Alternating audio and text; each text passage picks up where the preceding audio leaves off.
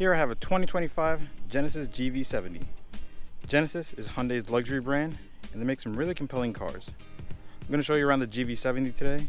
I'll go over the exterior, interior, driving feel, tech, any cool features I find, and any issues or problems you should be aware of. So first, let's talk about the exterior. I love the way this car looks. It's very elegant and classy. This one is painted Capri blue. It really stands out on the road. Genesis' trademark feature are these lines for the headlights and taillights.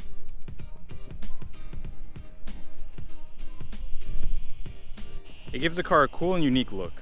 You've got a lot of chrome here, but it works when you make a luxury car. I like the large grille up front, and I like the exhaust cutouts as well. I wouldn't blame you for getting this car based on looks alone. I think it's got some pretty good proportions, and the turbocharged V6 model has some sporty touches, like blacked out trim, more aggressive bumpers, and a larger cutout for the exhaust. Next, let's head inside and go over the interior.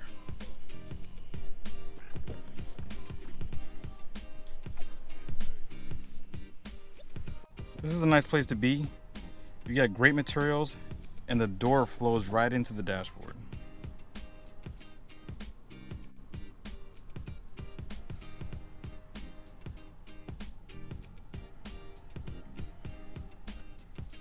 I love these crystal dials for the transmission and infotainment. They're nicely weighted and they feel quality. The steering wheel is a little odd looking, but it's not too bad. And these seats are very comfortable and perfect for long drives. Next, let's talk about tech. So you got a nice big wide center display here. The middle and right section of your gauge cluster is a display.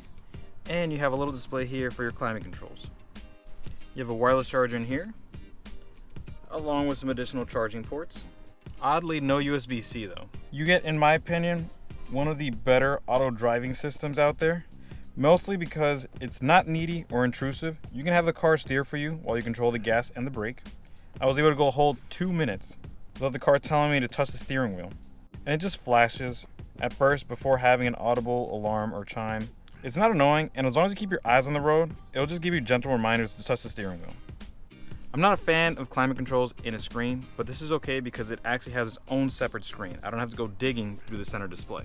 And it's very intuitive. All the buttons are nicely laid out. It's easy to understand. There's no complicated weird pictures that I don't know what it means. You have multiple options for controlling the center display. You can just use the dial here, for example. You can use the actual touchscreen because it is a touchscreen.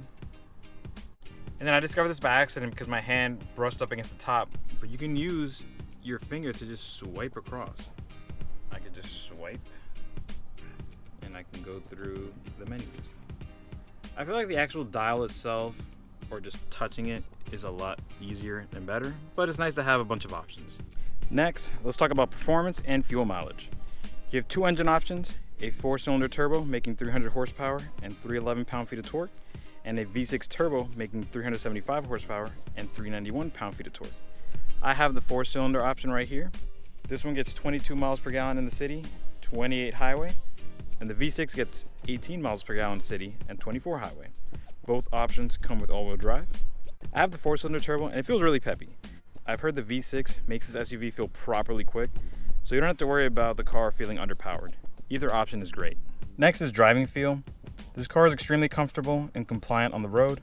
The cabin is quiet at highway speeds. You put it in sport mode and the car really wakes up. It's quick to respond and the paddle shifters are actually fun to use. I will say the car is not very agile. You feel the weight when you go around turns. It has the performance for straight line speed, but it's no canyon carver. Next is practicality. So let's go into the back seats. I have the seat where I would sit, and I got plenty of space, as you can see. Plenty of knee room. Headspace is pretty good. Also, these seats can recline. You got an armrest here with some cup holders.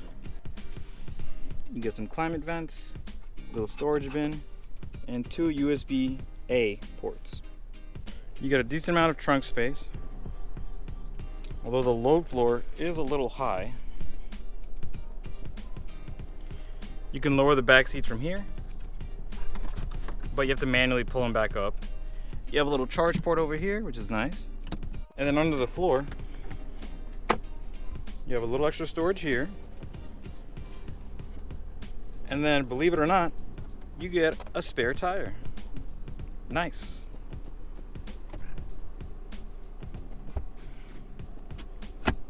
Pricing for this car starts at $45,700 for the 4-cylinder model. The V6 model starts at $58,300. So the 4-cylinder one is actually a great option given the performance, luxury, features that you get. The V6 is a bit steep, but still cheaper than a comparable Mercedes GLC or BMW X3. Genesis is not as much of a luxury bargain as when it first came out, but you still get a lot of car for the price. And then now I'm just gonna list off some notable features that you should be aware of. So for one, you can get blind spot cameras that show up in the gauge cluster. So for example, when you hit the left turn signal, this one shows your left blind spot. When you hit the right turn signal, that one will show your right blind spot.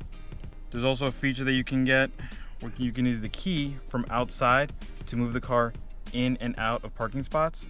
So basically it's like a little remote. Another thing, you can use the top of the gauge cluster dial to write in your destinations. So for example, let's say I go to the navigation and I want to put in a destination. Let's do 1, 2, 3, 5. As you can see, there it is.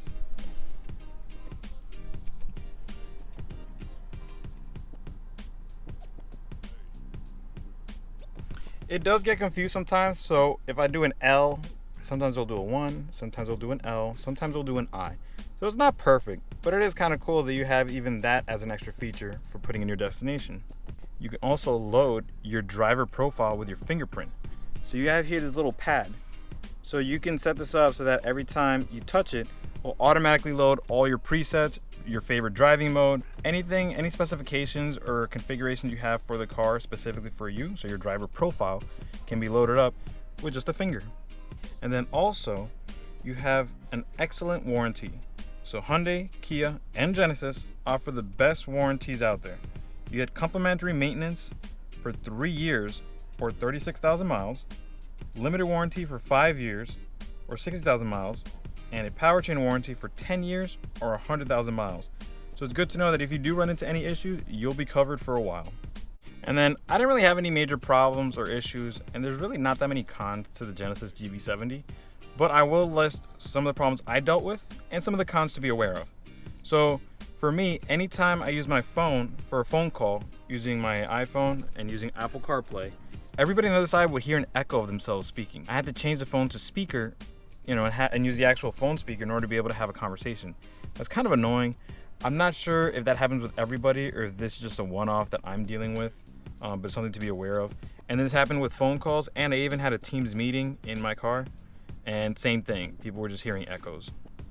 Also, having these two dials next to each other can get things very confusing easily. There's been a lot of times where I was trying to change into reverse, and instead I grabbed this one and then I started messing with the screen by accident. And then with a lot of cars, you just have a dial to control the volume. So there's been so many times where I was trying to control the volume with some music, and then I did this instead of using the actual volume knob, which is right here. So they're right next to each other, so it's pretty easy to get them confused.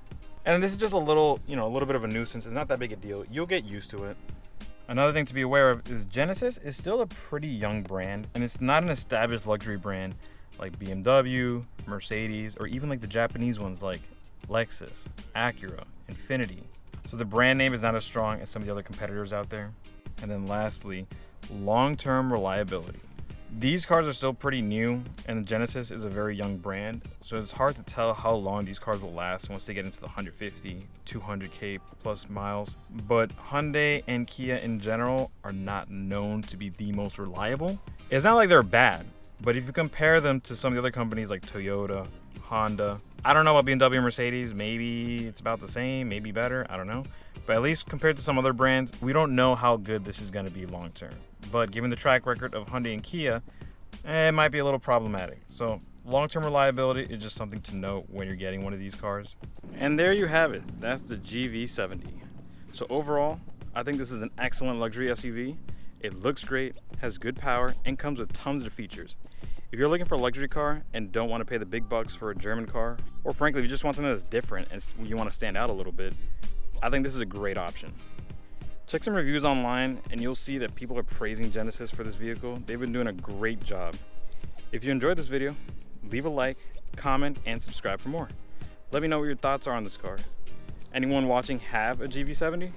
What has your experience been like? Thanks for watching, and I'll see you in the next video.